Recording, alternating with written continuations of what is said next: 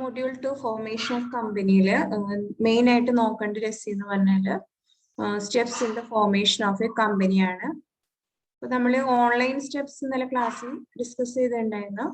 ഇത് ബാക്കി stages in the formation of the company എന്ന് ചോദിച്ചാൽ 4 സ്റ്റെപ്പാണ് നമുക്ക് എഴുതാനുള്ളത്. ഫസ്റ്റ് പറയുന്നതാണ് പ്രൊമോഷൻ. അതായത് പ്രൊമോഷൻ എന്ന് പറഞ്ഞാൽ എന്താ, first stage in the formation of A company. നമ്മുടെ കമ്പനി ഫോം ചെയ്യണ ആദ്യത്തെ ഒരു സ്റ്റെപ്പ് എന്ന് പറഞ്ഞാൽ പ്രൊമോഷൻ ആണ് പറയണത്. ഇൻ ദിസ് സ്റ്റേജ് ഫസ്റ്റ് എന്ത് ചെയ്യും, ഈ പ്രൊമോഷൻ എന്ന് പറയുന്ന സ്റ്റേജിൽ എന്താ ചെയ്യണേന്ന് നമുക്ക് ഐഡിയ, അതായത് ബിസിനസ് ക്യാരി ചെയ്യണ ഐഡിയ എന്ത് ചെയ്യണ, conceived by a person or a by group of persons. ഇപ്പൊ നമുക്ക് ബിസിനസ് ചെയ്യണം എന്നുള്ള ഒരു ഐഡിയ ഒരാളുടെ മനസ്സിലോ അല്ലെങ്കിൽ മറ്റുള്ളവരുടെ മനസ്സിൽ, ഇങ്ങനെ കുറെ ആൾക്കാരുടെ മനസ്സിൽ ഉദിക്കുകയാണ്. They make detailed investigations about the workability of the idea, the amount of capital required, and the operating expenses and a probable income. അപ്പോൾ ഒരാളുടെ മനസ്സിൽ ഒരു ഐഡിയ വരെയാണ്, ബിസിനസ് ഐഡിയ എന്നുള്ളത് ജനറേറ്റ് ചെയ്യണം. അപ്പൊ അതിന്റെ പ്രാക്ടിക്കബിലിറ്റി നോക്കുക, അതിന്റെ എത്ര ക്യാപിറ്റൽ വേണം, അതുപോലെ തന്നെ മറ്റു ചെലവുകൾ, അതിൽ നിന്ന് എത്ര വരുമാനം ഉണ്ടാവണം, അങ്ങനെ എല്ലാ സ്റ്റഡിയും അവർ നടത്തണം. അപ്പൊ അങ്ങനത്തെ ഒരു പ്രിലിമിനറി സ്റ്റെപ്പാണ് പ്രൊമോഷൻ എന്ന് പറയുന്നത്. The promotion of a company refers to all those steps which are taken from the time of having an idea of starting a company to the time of the actual starting of the company. അപ്പൊ ആ ഐഡിയനെ നമ്മൾ എന്താക്കി മാറ്റാണ്, യഥാർത്ഥത്തിൽ ആ company start ചെയ്യാന്നുള്ള രീതിയിലാക്കി മാറ്റുമ്പോഴാണ് ഇതിനെ promotion എന്ന് പറയുന്നത്. അപ്പൊ ഐഡിയ കൺസീവ് ചെയ്തിട്ട് അതിന്റെ പ്രാക്ടിക്കബിലിറ്റിയും അതിന്റെ ഇൻകം അതിന്റെ എക്സ്പെൻസ് എല്ലാം കാൽക്കുലേറ്റ് ചെയ്തുകൊണ്ട് നമ്മൾ അതിനെ എന്താക്കണം, നടപ്പിലാക്കണം, ആക്ച്വലി ആ കമ്പനി സ്റ്റാർട്ട് ചെയ്യണം. അപ്പൊ ആ ഒരു സ്റ്റെപ്പിനെയാണ് നമ്മൾ പ്രൊമോഷൻ എന്ന് പറയുന്നത്. അപ്പൊ പ്രൊമോഷൻ എന്നുള്ള കാര്യം 2 മാർക്സിനും വേണമെങ്കിൽ വരാം. What you mean by promotion. അതുപോലെ തന്നെ സ്റ്റേജസ് ഇൻ ദ പ്രൊമോഷൻ എന്ന് പറഞ്ഞാല് ഫസ്റ്റ് സ്റ്റേജ് എന്ന് പറഞ്ഞാല് ഫോർമേഷനിലെ ഫസ്റ്റ് സ്റ്റേജ് എന്ന് പറഞ്ഞാൽ പ്രൊമോഷൻ ആണ്. നെക്സ്റ്റ് രണ്ടാമത്തെ സ്റ്റെപ്പ് എന്ന് പറഞ്ഞാൽ എന്താ, രജിസ്ട്രേഷനോ അല്ലെങ്കിൽ ഇൻകോർപ്പറേഷൻ. കമ്പനി ആയിട്ട് ഫോം ചെയ്തിട്ടുണ്ടെങ്കിൽ എന്ത് ചെയ്യണം, രജിസ്ട്രേഷൻ നടത്തണം. അപ്പൊ അതിന് എന്തൊക്കെയാണ് ഫോർമാലിറ്റി എന്നാണ് ഇവിടെ പറയുന്നത്. Incorporation is the legal procedure to form a company. അതായത് ഇൻകോർപ്പറേഷൻ എന്ന് പറയുന്നത് എന്താണ്, ഒരു കമ്പനി ഫോം ചെയ്യേണ്ട ഒരു ലീഗൽ പ്രൊസീജിയർ ആണ് രജിസ്ട്രേഷൻ എന്ന് പറഞ്ഞാല്. It brings the company into existence. നമുക്ക് എന്ത് ചെയ്യണം, കമ്പനിയുടെ ഫോം ആക്കണമെങ്കിൽ ഒരു ലീഗൽ ആയിട്ടുള്ള കുറച്ച് നടപടിക്രമങ്ങൾ ഉണ്ട്. അതിനെയാണ് ഇൻകോർപ്പറേഷൻ എന്ന് പറയുന്നത്. The promoters have to bring together at least 7 persons in the case of a public company or 2 persons in the case of a private company. അപ്പോൾ ഒരു പ്രൊമോട്ടർ എന്ത് ചെയ്യണം, ഒരു പബ്ലിക് കമ്പനിയാണ് രൂപീകരിക്കണമെന്ന് വെച്ചാൽ 7 പേരെ കണ്ടെത്തണം. അതുപോലെ തന്നെ പ്രൈവറ്റ് കമ്പനി ആണെങ്കിൽ മിനിമം 2 പേഴ്സണും, അതുപോലെ തന്നെ 1 പേഴ്സൺ കമ്പനിയുണ്ട് ഒരാളെങ്കിലും വേണം സബ്സ്ക്രൈബേഴ്സ് ടു ദ മെമ്മോറണ്ടം ആയിട്ട്. അപ്പൊ അതൊക്കെ ആര് കണ്ടെത്തണം, പ്രൊമോട്ടേഴ്സ് കണ്ടെത്തണം. അതുപോലെ തന്നെ പറയണത് കമ്പനി എങ്ങനെയൊക്കെ കമ്പനി ഫോം ചെയ്യാന്ന് പറയുന്നുണ്ട്. A company may be formed either as a company limited by shares. ഒന്നുകിൽ ഒരു കമ്പനി ഫോം ചെയ്യുമ്പോൾ എന്തായിരിക്കും, ലിമിറ്റഡ് ബൈ ഷെയർസ് ആയിട്ട് ഫോം ചെയ്യാം, അല്ലെങ്കിൽ ലിമിറ്റഡ് ബൈ ഗ്യാരണ്ടി. ഒരു കമ്പനി എന്ന് പറഞ്ഞാൽ എന്താ, ലിമിറ്റഡ് ബൈ ഗ്യാരണ്ടി ആകാം, അല്ലെങ്കിൽ ഒരു അൺലിമിറ്റഡ് കമ്പനി ആകാം. അപ്പൊ എങ്ങനെ വേണമെങ്കിലും കമ്പനി ഫോം ചെയ്യാം. അപ്പൊ ഇതാണ് രണ്ടാമത്തെ സ്റ്റേജിൽ പറയുന്നത് രജിസ്ട്രേഷൻ ഓർ ഇൻകോർപ്പറേഷൻ എന്ന് പറഞ്ഞാല്. നെക്സ്റ്റ് സ്റ്റേജ് എന്ന് പറഞ്ഞാല് അതില് രജിസ്ട്രേഷൻ നടത്തുമ്പോൾ കുറച്ച് ഡോക്യുമെന്റ്സ് ഒക്കെ ഫയൽ ചെയ്യേണ്ട കാര്യമുണ്ട്. അപ്പൊ രജിസ്ട്രേഷന്റെ മറ്റു പ്രൊസീജിയേഴ്സ് ആണ് ഇവിടെ പറയുന്നത്. ആദ്യം നമ്മൾ എന്താ ചെയ്യാന്ന് വെച്ചാല് ഒരു അപ്ലിക്കേഷൻ കൊടുക്കണം രജിസ്ട്രാറിന്, അതായത് രജിസ്ട്രാർ ഓഫ് കമ്പനീസ് ROCക്ക് ഒരു അപ്ലിക്കേഷൻ കൊടുക്കണം. എന്തിനാണ്, application four availability of name.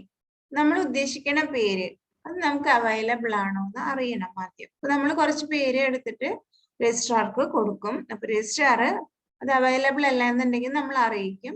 അപ്പൊ അതാണ് ആദ്യത്തെ സ്റ്റെപ്പ് എന്ന് പറഞ്ഞാല് കമ്പനിക്ക് ഒരു നെയിം വേണം. അത് നമുക്ക് കിട്ടുമെന്ന് അറിയാം, ROCക്ക് ഒരു അപ്ലിക്കേഷൻ കൊടുക്കണം. ഇനി അത് അപ്രൂവൽ കിട്ടിയാൽ എന്ത് ചെയ്യാം, നമുക്ക് application for registration of the company should be filed with the registrar along with the fee and following documents. ഇപ്പൊ നെയിം കിട്ടിക്കഴിഞ്ഞാൽ നമുക്ക് കമ്പനി രജിസ്റ്റർ ചെയ്യാനുള്ള മറ്റു നടപടികൾ ചെയ്യാം. അപ്പൊ അതിനുള്ള രജിസ്ട്രേഷന്റെ ഒരു അപ്ലിക്കേഷൻ കൊടുക്കാം, താഴെ പറയുന്ന ഡോക്യുമെന്റ്സും ഫയൽ ചെയ്യണം. അതായത് മെമ്മോറാണ്ടം, ആർട്ടിക്കിൾസ്, അതുപോലെ തന്നെ ഒരു ഡിക്ലറേഷനും ഉണ്ട്, ഒരു അഫിഡവിറ്റ് ഉണ്ട്. ഇപ്പൊ മെമ്മോറാണ്ടം, ആർട്ടിക്കിൾസ് ഒക്കെ നമുക്കറിയാവുന്നതാണ്. ഡിക്ലറേഷൻ എന്ന് പറഞ്ഞാല് ഒരു അഡ്വക്കേറ്റോ അല്ലെങ്കിൽ ആർട്ടിക്കിൾസിലെ ഡയറക്ടർ, മാനേജർ, സെക്രട്ടറി അങ്ങനെ ഒരു പൊസിഷനിൽ ഇരിക്കുന്ന ആൾക്കാരുടെയൊക്കെയാണ് ഡിക്ലറേഷൻ വേണ്ടത്. അതായത് എല്ലാ റൂൾസും കംപ്ലൈ ചെയ്തിട്ടുണ്ട് എന്നുള്ളൊരു പ്രസ്താവന, അതിനെയാണ് ഡിക്ലറേഷൻ എന്ന് പറയുന്നത്. അതുപോലെ തന്നെ അഫിഡവിറ്റിയും വേണം. അതായത് അഫിഡവിറ്റ് എന്ന് പറഞ്ഞാൽ ഇത് തന്നെയാണ് സത്യപ്രസ്താവന എന്ന് പറയും. അതായത് അയാൾ ഒരിക്കലും കുറ്റവാളിയാക്കപ്പെട്ടിട്ടില്ല. He is not convicted of any offence. അതായത് കമ്പനിയുടെ പ്രൊമോഷനും ഫോർമേഷനും ആയിട്ട് ബന്ധപ്പെട്ട് അയാൾ ഒരു കുറ്റകൃത്യവും ചെയ്തിട്ടില്ല. അതുപോലെ തന്നെ അയാൾക്ക് ഇതുപോലെ എന്തെങ്കിലും കുറ്റാരോപിതനും ആയിട്ടില്ല. അതായത് ഒരു 5 വർഷത്തേക്ക് ഡ്യൂറിംഗ് ദ പ്രിസീഡിംഗ് 5 years ഇങ്ങനെ കുറ്റാരോപിതനായിട്ടില്ല എന്നുള്ളൊരു സത്യപ്രസ്താവനയും കൂടി വെക്കണം. അതുപോലെ തന്നെ അടുത്തൊരു പ്രസ്താവന എന്ന് പറഞ്ഞാല് അഫിഡവിറ്റിൽ പറയണത് എല്ലാ റൂൾസ് റെഗുലേഷൻസ് എല്ലാം കംപ്ലീറ്റ് ആണ്. പിന്നെ നെക്സ്റ്റ് വെക്കേണ്ടത് അഡ്രസ് ആണ്. അഡ്രസ് ഫോർ കറസ്പോണ്ടൻസ്, അതായത് രജിസ്ട്രേഡ് ഓഫീസ് എസ്റ്റാബ്ലിഷ് ചെയ്യണവരെ ഇടപാടുകളൊക്കെ നടത്തണമെങ്കിൽ അഡ്രസ് കൊടുക്കണം. അതുപോലെ തന്നെ കൊടുക്കേണ്ടത് ആർട്ടിക്കിൾസിൽ പറഞ്ഞിട്ടുള്ള ആൾക്കാരുടെ name, including surname, family name, അയാളുടെ എല്ലാ ഡീറ്റെയിൽസും, അതുപോലെ തന്നെ ഫസ്റ്റ് ഡയറക്ടേഴ്സ് ആയിട്ട് കൊടുത്തിട്ടുള്ള എല്ലാവരുടെ ഡീറ്റെയിൽസും, അങ്ങനത്തെ കാര്യങ്ങളൊക്കെ എന്ത് ചെയ്യണം, നമ്മൾ ഫയൽ ചെയ്യണം. അപ്പൊ എന്തൊക്കെ പറഞ്ഞത്? ആദ്യം പറഞ്ഞത് availability, application for availability of name ആണ്. അപ്പൊ നെയിം അപ്രൂവ്ഡ് ആയാൽ രജിസ്ട്രേഷന്റെ സ്റ്റെപ്പ് പ്രൊസീജിയർ അവിടെ തുടങ്ങിയാണ്. അപ്പൊ ആദ്യം ആപ്ലിക്കേഷൻ ഫോർ രജിസ്ട്രേഷൻ കൊടുക്കണം. കുറച്ച് ഡോക്യുമെന്റ്സ് പറയുന്നുണ്ട്, മെമ്മോറാണ്ടം, ആർട്ടിക്കിൾസ്, ഒരു ഡിക്ലറേഷൻ ഉണ്ട്, അഫിഡവിറ്റ് ഉണ്ട്. അതുപോലെ തന്നെ പറഞ്ഞത് അഡ്രസ് ഫോർ കറസ്പോണ്ടൻസ് വെക്കണം. അതുപോലെ ഫസ്റ്റ് ഡയറക്ടേഴ്സ് ആയിട്ടുള്ള അവരുടെ ഡീറ്റെയിൽസ്, ഇത്രയും കാര്യങ്ങൾ എന്ത് ചെയ്യണം, നമ്മൾ അതിന്റെ കൂടെ ആപ്ലിക്കേഷന്റെ കൂടെ ഫോർവേഡ് ചെയ്യണം. ഇനി രജിസ്ട്രേഷൻ നടത്താനാണ് അടുത്തത്, രജിസ്ട്രേഷൻ ബൈ ദ രജിസ്ട്രാർ. എല്ലാ ഡോക്യുമെന്റ്സും നമ്മൾ ഫയൽ ചെയ്താൽ എന്ത് ചെയ്യും, the registrar shall satisfy himself that the statutory requirements regarding registration have been duly complied with. എല്ലാം ഓക്കെ ആണെന്ന് കണ്ടാൽ അയാൾ എന്ത് ചെയ്യണം, ഒരു സർട്ടിഫിക്കറ്റ് ഓഫ് ഇൻകോർപ്പറേഷൻ നമുക്ക് ഇഷ്യൂ ചെയ്യും. ഇതാണ് രണ്ടാമത്തെ സ്റ്റെപ്പ്, ഇൻകോർപ്പറേഷൻ ആൻഡ് രജിസ്ട്രേഷൻ എന്ന് പറയുന്നത്. ഇനി മൂന്നാമത്തെ സ്റ്റെപ്പാണ് റൈസിംഗ് ഓഫ് ക്യാപിറ്റൽ. നമുക്ക് പബ്ലിക് കമ്പനി ആണെങ്കിൽ പ്രോസ്പെക്ടസ് ഇഷ്യൂ ചെയ്തുകൊണ്ട് എന്ത് ചെയ്യാം, ക്യാപിറ്റൽ റൈസ് ചെയ്യാം, അല്ലെങ്കിൽ പ്രൈവറ്റ് പ്ലേസ്മെന്റ് നടത്താം, അല്ലെങ്കിൽ റൈറ്റ് ഇഷ്യൂ, ബോണസ് ഇഷ്യൂ, അങ്ങനെയൊക്കെ എന്ത് ചെയ്യാം, ഇയാൾക്ക് പബ്ലിക് കമ്പനി ആണെങ്കിൽ ക്യാപിറ്റൽ റൈസ് ചെയ്യാം. ഇനി പ്രൈവറ്റ് കമ്പനി ആണെങ്കിൽ നമുക്ക് പ്രോസ്പെക്ടസ് ഇഷ്യൂ ചെയ്തുകൊണ്ട് ക്യാപിറ്റൽ റൈസ് ചെയ്യാൻ പറ്റില്ല. റൈറ്റ് ഇഷ്യൂ അല്ലെങ്കിൽ ബോണസ് ഇഷ്യൂ മറ്റും പ്രൈവറ്റ് പ്ലേസ്മെന്റ് നടത്താൻ പറ്റും പ്രൈവറ്റ് കമ്പനി ആണെങ്കിൽ. അങ്ങനെ ക്യാപിറ്റൽ റേസ് ചെയ്യണം മൂന്നാമത്തെ സ്റ്റെപ്പില്. നാലാമത്തെ സ്റ്റെപ്പ് എന്ന് പറഞ്ഞാല് കമൻസ്മെന്റ് ഓഫ് ബിസിനസ് ആണ്. സെക്ഷൻ 11 ആണ് പറയണത്. അപ്പൊ എന്ന് പറഞ്ഞാല് after the process of incorporation and racing of capital, a public company had to get a certificate for commencement of business from the registrar to start its operations. അപ്പൊ എല്ലാ സ്റ്റെപ്പും കഴിഞ്ഞാല്, അതായത് ഇൻകോർപ്പറേഷനും കഴിഞ്ഞു, ക്യാപിറ്റൽ റേസ് ചെയ്തു, അത് കഴിഞ്ഞാൽ എന്ത് ചെയ്യണം, ബിസിനസിന്റെ കമൻസ്മെന്റ് ആണ്. സെക്ഷൻ 11 പറയുന്നുണ്ട്, declaration and verification from all companies having A share capital. ഒരു ഡിക്ലറേഷൻ ഫയൽ ചെയ്യണമെന്നുള്ളത് സെക്ഷൻ 11 പറയുന്നുണ്ട്. പക്ഷേ സെക്ഷൻ 11 എന്ന് പറയുന്നത് 2015 എടുത്തു കളഞ്ഞിട്ടുണ്ട്. കമ്പനീസ് അമെൻമെന്റ് 2015 എടുത്തു കളഞ്ഞിട്ടുണ്ട്. ഇപ്പൊ എന്ന് പറഞ്ഞാല് ഈ ഒരു സെക്ഷൻ 11 അവിടെ ഇല്ല. അതായത് now a company can commence its business on obtaining certificate of incorporation from the registrar of companies. ഇപ്പൊ എന്ന് പറഞ്ഞാല് ഈ ഡിക്ലറേഷൻ ഒന്നും വെക്കേണ്ട കാര്യമില്ല. കമ്പനി രജിസ്റ്റർ ചെയ്ത് ക്യാപിറ്റൽ റേസ് ചെയ്ത ഉടനെ തന്നെ എന്ത് ചെയ്യാം, സർട്ടിഫിക്കറ്റ് ഓഫ് ഇൻകോർപ്പറേഷൻ ഒക്കെ കിട്ടിക്കഴിഞ്ഞ ഉടനെ തന്നെ നമുക്ക് ബിസിനസ് കമൻസ് ചെയ്യാം. ഇത്രയാണ് ഫോർമേഷൻ സ്റ്റേജസ് ആയിട്ട് പറയുന്നത്.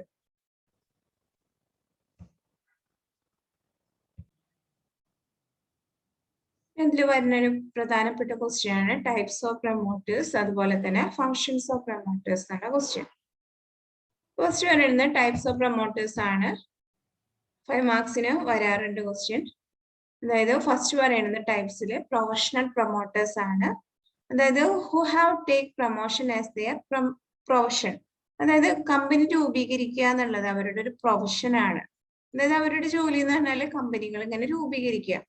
Their interest is only in promotion but not in the running of the business. അപ്പൊ അവര് കമ്പനി രൂപീകരിക്കുക മാത്രമേ ഉള്ളൂ, പക്ഷെ എന്ത് ചെയ്യില്ല, ആ ബിസിനസ് നടത്തിക്കൊണ്ട് പോകണില്ല. അങ്ങനെയുള്ളവരെയാണ് പ്രൊഫഷണൽ പ്രൊമോട്ടേഴ്സ് എന്ന് പറയുന്നത്. നെക്സ്റ്റ് ആണ് ഒക്കേഷണൽ പ്രൊമോട്ടേഴ്സ് എന്ന് പറഞ്ഞാല് who do not generally search for the business. They do promotion actively when opportunity comes to them. അതായത് അവര് ബിസിനസ്സിന് അത് സെർച്ച് ചെയ്തൊന്നും നടക്കില്ല, പക്ഷെ അവസരം വരുമ്പോഴാണ് അവരെന്ത് ചെയ്യണത്, ഒരു ബിസിനസ് ചെയ്യണത് അല്ലെങ്കിൽ പ്രൊമോഷൻ നടത്തുന്നത്. ഇതാണ് ഒക്കേഷണൽ പ്രൊമോട്ടേഴ്സ് എന്ന് പറഞ്ഞാല്. ഇത് 2 മാർക്കിന് ക്വസ്റ്റ്യൻ വന്നിട്ടുണ്ട് യൂണിവേഴ്സിറ്റി എക്സാമിന്. ഒക്കേഷണൽ പ്രൊമോട്ടർ ആരാണെന്ന് ചോദിച്ചിട്ടുണ്ട്. നെക്സ്റ്റ് ആണ് ഓൺടർപ്രണർ പ്രൊമോട്ടേഴ്സ് എന്ന് പറഞ്ഞാല് who are both promoter and entrepreneur who do promotion activities and later become part and parcel of the business. അതായത് ഇയാൾ എന്ന് പറഞ്ഞാല് പ്രൊമോട്ടറും കൂടിയാണ്, അതുപോലെ തന്നെ അയാൾ എന്ത് ചെയ്യുന്നുണ്ട്, പ്രൊമോഷൻ ആക്ടിവിറ്റീസ് മാത്രം ചെയ്യല്ല, ആ ബിസിനസ് ക്യാരി ചെയ്യുന്നുണ്ട്. നെക്സ്റ്റ് പറയുന്നതാണ് ഫിനാൻഷ്യൽ പ്രൊമോട്ടേഴ്സ് എന്ന് പറഞ്ഞാല് who undertake promotional activities and purchase the entire share capital of the company and later sell shares at a profit. ഇവരെന്ന് വെച്ചാല് കമ്പനി രൂപീകരിച്ച് മൊത്തം ക്യാപിറ്റൽ അവരെന്ത് ചെയ്യാണ്, പർച്ചേസ് ചെയ്ത് കുറെ കഴിയുമ്പോൾ ആ ഷെയർസ്, അതായത് മൊത്തം ഇൻവെസ്റ്റ്മെന്റ് അവരുടെ ആയിരിക്കും, എന്നിട്ട് അതെന്ത് ചെയ്യും, ലാഭത്തിന് വിൽക്കും. ഇതാണ് ഫിനാൻഷ്യൽ പ്രൊമോട്ടേഴ്സ് എന്ന് പറഞ്ഞാൽ. ഇതിൽ നെക്സ്റ്റ് നോക്കേണ്ടതാണ് ഫങ്ഷൻസ് ഓഫ് പ്രൊമോട്ടേഴ്സ്. ഇതും എക്സാമിന് വരാറുള്ള ക്വസ്റ്റ്യൻ ആണ്. പ്രൊമോട്ടേഴ്സിന്റെ ജോലി. അപ്പൊ നമുക്കറിയാം promoters the first person who conceives the idea of forming a company. Promoter എന്ന് പറഞ്ഞാൽ ആരാണ്, ഐഡിയ ജനറേറ്റ് ചെയ്ത് അത് ഫോം ചെയ്യാനുള്ള സ്റ്റെപ്സ് ഒക്കെ നടത്തുന്ന ഒരാളാണ് പ്രൊമോട്ടർ. അത് കഴിഞ്ഞ് after forming the idea of formation he has make detailed investigation to know the prospectus of business. അപ്പൊ അയാൾ ആ ഐഡിയ അയാളുടെ മനസ്സിൽ ഉദിച്ചു കഴിഞ്ഞാൽ അതിനെ പറ്റിയുള്ള ഒരു ഡീറ്റെയിൽഡ് ഇൻവെസ്റ്റിഗേഷൻ നടത്തും. അതാണ് രണ്ടാമത്തെ ഫംഗ്ഷൻ ആയിട്ട് പറയുന്നത്. Promoter should verify whether suggestion or reports made by experts about the proposed project are free from bias. പിന്നെ പറയണം മറ്റ് എക്സ്പേർട്ടുകളുടെ സഹായമൊക്കെ നേടിയിട്ടുണ്ടായിരിക്കും, അപ്പൊ വേറൊരു ബയാസ് ഇല്ല എന്നുള്ളത് ഉറപ്പുവരുത്തണം. അതായത് ഓരോ എക്സ്പേർട്ടുകളുടെ അഭിപ്രായങ്ങൾ ചോദിക്കും, സജഷൻസ് ചോദിക്കും, അതും ബയാസ്ഡ് അല്ല എന്നുള്ളത് അയാള് ശ്രദ്ധിക്കണം. If he feels the proposed project is viable, then he should decide to start organizing resources for it. അപ്പൊ ആ പ്രോജക്റ്റ് ഐഡിയ നല്ലതാണെന്ന് തോന്നിയാൽ അയാൾ എന്ത് ചെയ്യണം, അതിനുള്ള റിസോഴ്സസ് സ്വരൂപിക്കണം. അതും അയാളുടെ ഫംഗ്ഷനാണ്. അപ്പൊ റിസോഴ്സസ് എന്ന് പറഞ്ഞാല് ഇപ്പൊ നമുക്കറിയാം മെറ്റീരിയൽ, മണി, മെഷീനറി എല്ലാം ഓർഗനൈസേഷന് വേണ്ടതെല്ലാതും സ്വരൂപിക്കണം. Next promoters should select requested number of persons for the formation of the company and also first directors. അപ്പൊ കമ്പനി രൂപീകരിക്കാൻ വേണ്ട ആൾക്കാരെ അതുപോലെ തന്നെ ഫസ്റ്റ് ഡയറക്ടേഴ്സിനൊക്കെ അപ്പോയിന്റ് ചെയ്യണം. Bankers, auditors, secretary, register office ഇതെല്ലാം തീരുമാനിക്കണം. Next he should decide the mode of arranging necessary finance for the proposed project. ഇനി അതിന് വേണ്ട ആവശ്യമുള്ള ക്യാപിറ്റൽ കണ്ടെത്താനുള്ള കാര്യങ്ങളും ആര് തീരുമാനിക്കണം, പ്രൊമോട്ടർ തീരുമാനിക്കണം. Next then he should take steps to prepare documents. അതായത് ഇമ്പോർട്ടന്റ് ആയിട്ടുള്ള ഡോക്യുമെന്റ്സ് ഒക്കെ പ്രിപ്പയർ ചെയ്യുന്നതും ഈ പ്രൊമോട്ടേഴ്സ് ആണ്. അതായത് മെമ്മോറാണ്ടം, ആർട്ടിക്കിൾസ്, പ്രോസ്പെക്ടസ് ഇതെല്ലാം ആര് തന്നെ പ്രിപ്പയർ ചെയ്യണം, പ്രൊമോട്ടേഴ്സ് തന്നെ പ്രിപ്പയർ ചെയ്യണം. He should settle the name of the proposed company. കമ്പനിയുടെ പേര് തീരുമാനിക്കുന്നതും ഈ പ്രൊമോട്ടേഴ്സ് തന്നെയാണ്.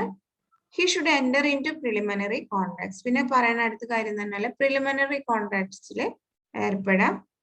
He may conduct negotiations for the purchase of business where it is intended to purchase an existing business. പിന്നെ കരാറുകളിലൊക്കെ ഏർപ്പെടാം. He shall perform such other functions that are necessary for the formation of the company. അതുപോലെ തന്നെ company രൂപീകരിക്കാൻ ആവശ്യമായിട്ടുള്ള മറ്റെല്ലാ കാര്യങ്ങളും ആര് ചെയ്യണം, promoters ചെയ്യണം. ഇത് നമ്മുടെ ടെക്സ്റ്റിൽ ഇല്ലാത്ത ഭാഗമാണ്, types of promoters, functions of promoters. അതുകൊണ്ടാണ് ഞാൻ സെപ്പറേറ്റ് നോട്ട് ആക്കിയിട്ടുള്ളത്.